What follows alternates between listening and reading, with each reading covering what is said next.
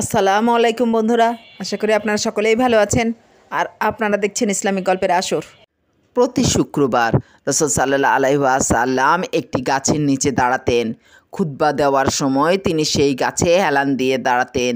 আনসারদের এক নারী এটা দেখে বলেছিলেন, ইয়া রাসূলুল্লাহ সাল্লাল্লাহু আলাইহি ওয়াসাল্লাম, আমরা কি আপনার জন্য একটি মিম্বার মঞ্চ তৈরি করব? রাসূল সাল্লাল্লাহু আলাইহি ওয়াসাল্লাম বলেছিলেন, আপনারা চাইলে করতে পারেন। সাহাবারা রাসূল সাল্লাল্লাহু আলাইহি ওয়াসাল্লামের জন্য একটি মঞ্চ তৈরি করলেন। সবাই অবাক হয়ে লক্ষ্য করল, রাসূল সাল্লাল্লাহু আলাইহি ওয়াসাল্লাম জুমার খুতবা দেওয়ার জন্য মিম্বরে ওঠার সময় খেজুর গাছটি শিশুর মতো কাঁদতে লাগলো। বুখারী হাদিস 3584। কোনো সাহাবা গাছের কান্নাকে গর্ভবতী উটের কান্নার সঙ্গে তুলনা করেছেন। কোনো সাহাবা বর্ণনা করেছেন গাছটি বাচ্চাদের মতো কাঁদছিল। রাসূল সাল্লাল্লাহু আলাইহি ওয়াসাল্লাম তখন মিম্বার থেকে নেমে গাছটির কাছে গেলেন। গাছটিকে তিনি এমনভাবে সান্ত্বনা দিতে লাগলেন যেন সেটি একটি শিশু।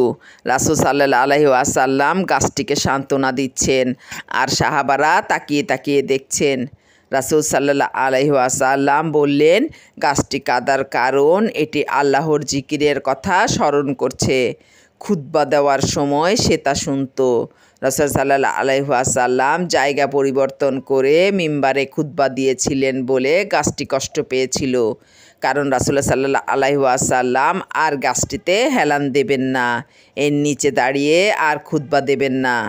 হযরত আবু যর রাদিয়াল্লাহু আনহু এর বরাতে একটি হাদিসে বলা হয়েছে, তিনি রাসূল সাল্লাল্লাহু আলাইহি ওয়াসাল্লামের কাছ থেকে বর্ণনা করেন যে তিনি বলেছেন, আমি মক্কায় থাকা অবস্থায় আমার ঘরের ছাদ খুলে দেওয়া হলো।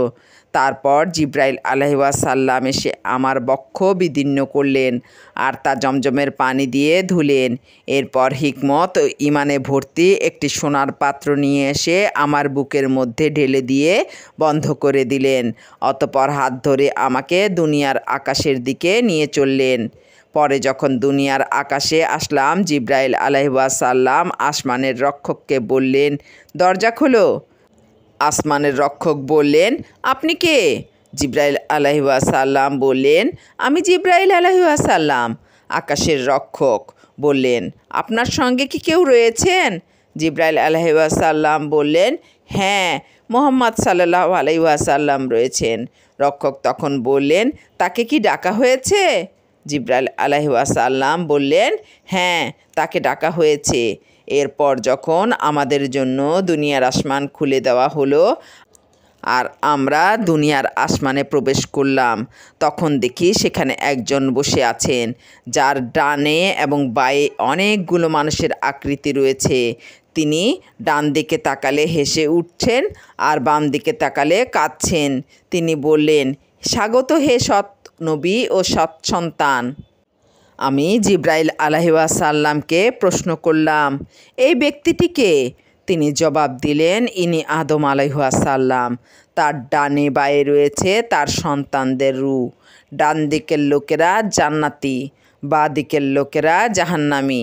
তাই ডানে তাকালে তিনি হাসছেন, বামে তাকালে কাঁদছেন।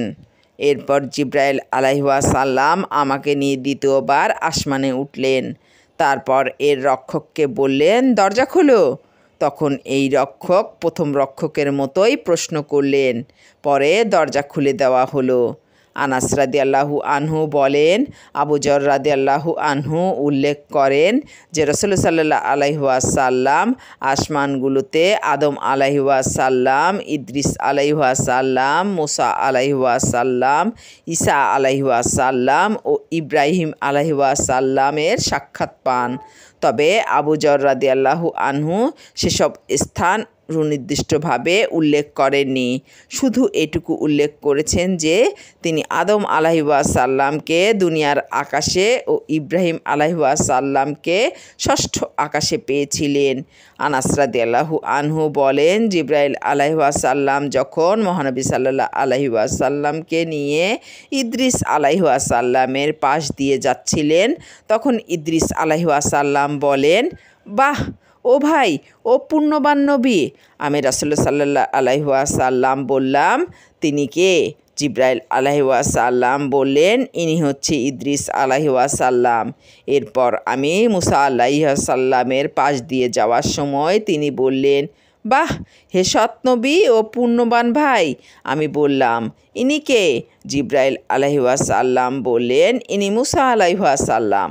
অতপর আমি ঈসা আলাইহিসাল্লামকে অতিক্রম করার সময় তিনি বললেন, বাহ, হে সৎ নবী ও পুণ্যবান ভাই। আমি প্রশ্ন করলাম, তিনি কে? জিব্রাইল আলাইহিসাল্লাম বললেন, তিনি ঈসা আলাইহিসাল্লাম। তারপর আমি ইব্রাহিম আলাইহিসাল্লামকে পেরিয়ে যাওয়ার সময় তিনি বললেন, বাহ, হে পুণ্যবান নবী ও পুণ্যবান সন্তান। আমি বললাম, ইনি কে? জিব্রাইল আলাইহিসাল্লাম বললেন, ইনি ইব্রাহিম আলাইহিসাল্লাম। ইবনে শিহাব বলেন, ইবনে হাজম রহমতুল্লাহ আলাইহে আমাকে বলেছেন যে ইবনে আব্বাস ও আবু হাব্বা আল আনসারি উভয়ই বলতেন, নবী সাল্লাল্লাহু আলাইহি ওয়াসাল্লাম বলেছেন, এরপর আমাকে আরও ওপরে নিয়ে যাওয়া হলো, এমন একটি সমতল স্থানে নেওয়া হলো যেখানে আমি লেখার শব্দ শুনতে পেলাম। ইবনে হাজম ও আনাস রাদিয়াল্লাহু আনহু বলেছেন যে রাসূলুল্লাহ সাল্লাল্লাহু আলাইহি ওয়াসাল্লাম বলেছেন, তারপর আল্লাহ আমার উম্মতের ওপর 50 ওয়াক্ত নামাজ ফরজ করে দিলেন। আমি সেটা নিয়ে ফিরে আসি। মুসা আলাইহিসাল্লামকে পার হওয়ার সময় তিনি বললেন, আল্লাহ আপনার উম্মতের ওপর কি ফরজ করেছেন? আমি বললাম, 50 ওয়াক্ত নামাজ ফরজ করেছেন।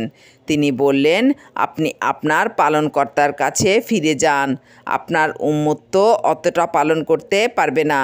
আমি তখন ফিরে গেলাম। আল্লাহ তাআলা কিছুটা কমিয়ে দিলেন।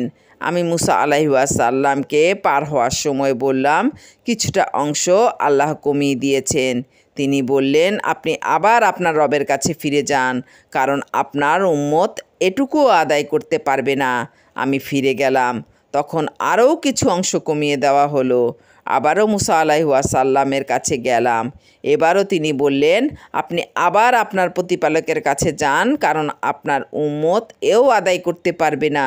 তখন আমি আবার গেলাম। তখন আল্লাহ বললেন, এ 5টি পুণ্যের হিসাব 50 বলে গণ্য হবে। আমার কথার কোনো রদবদল হয় না। আমি আবার মুসা আলাইহিসসালামের কাছে গেলে তিনি আমাকে আবারও বললেন, আপনার প্রতিপালকের কাছে আরেকবার যান। আমি বললাম, আরেকবার আমার প্রতিপালকের কাছে যেতে আমি লজ্জাবোধ করছি। তখন জিব্রাইল আলাইহিসসালাম আমাকে সিদরাতুল মুনতাহা পর্যন্ত নিয়ে গেলেন। সে সময় সেটি নানা রঙে রঞ্জিত ছিল।